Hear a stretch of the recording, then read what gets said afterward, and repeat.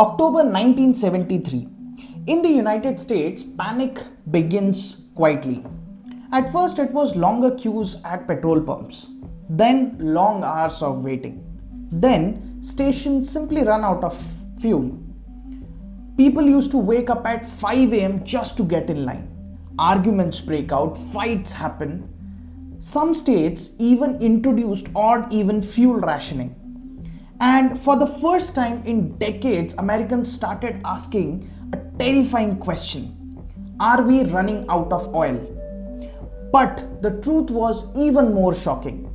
The world wasn't running out of oil, it was being denied of oil.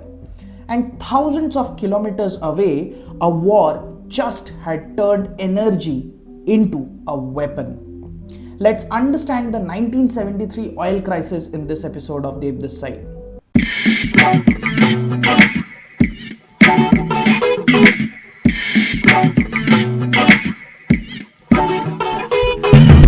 October 6, 1973, Yom Kippur, which is the holiest day in Israel, when the entire country almost come to a standstill. Egypt and Syria launched a coordinated military strike. The objective was clear: take back territories that they have lost to Israel in earlier wars. In the initial days, Israel was completely overwhelmed.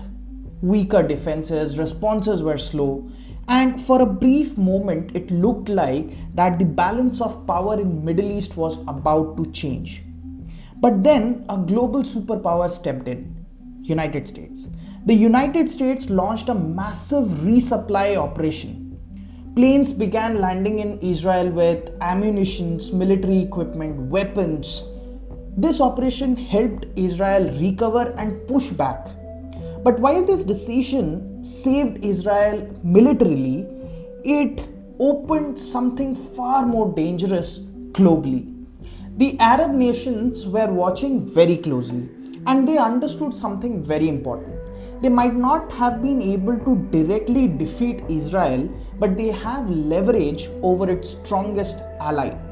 Because at that time, global economy has its own weaknesses. It was addicted to oil.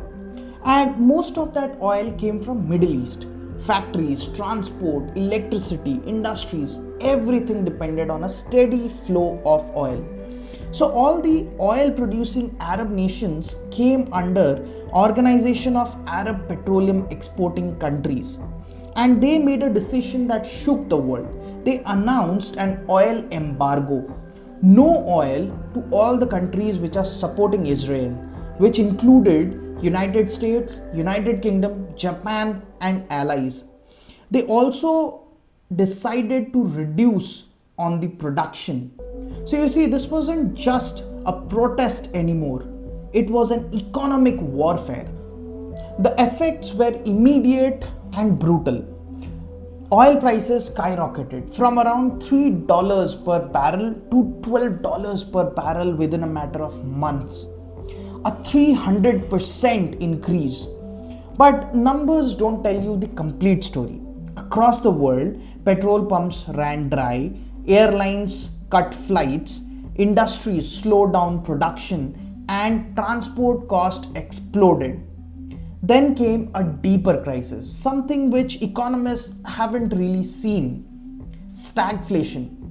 Generally, what happens when economies slow down, prices fall. But then prices were rising while the growth was collapsing. People were losing their jobs, whereas at the same time, prices of everything from fuel to food were increasing more and more.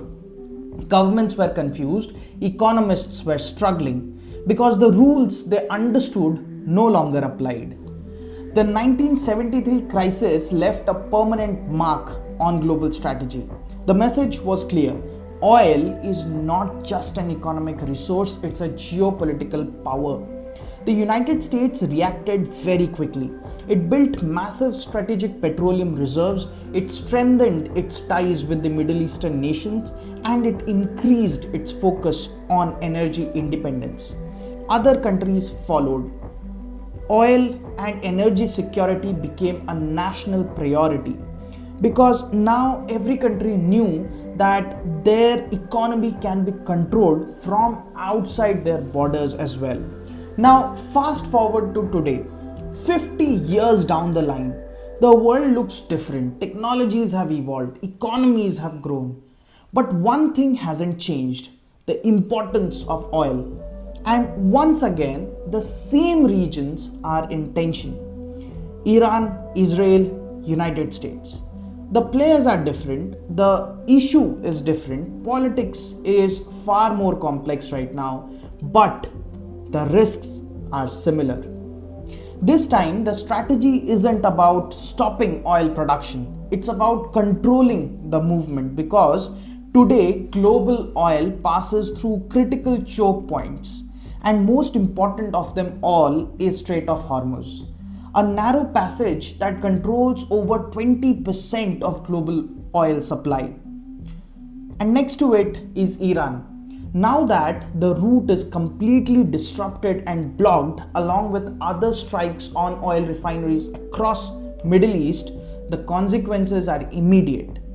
Oil prices spike, global markets panic, inflation rise across economies. No embargo, just disruption is enough. In 1973, the world discovered that oil could be used as a weapon. But in today's world, the weapon has evolved. You don't need to stop oil anymore. You just need to control where it flows. And if history has taught us anything, it's this: when energy becomes a weapon, the entire world pays the price. So that's it for today, guys. I hope you liked the video. If you enjoy watching our content, please do subscribe to the channel, because we are going to break down geopolitics and economics in a way that makes sense for all of us. See you in the next one soon. Till then, stay happy, stay diplomatic. This is Dev this side signing off. Peace.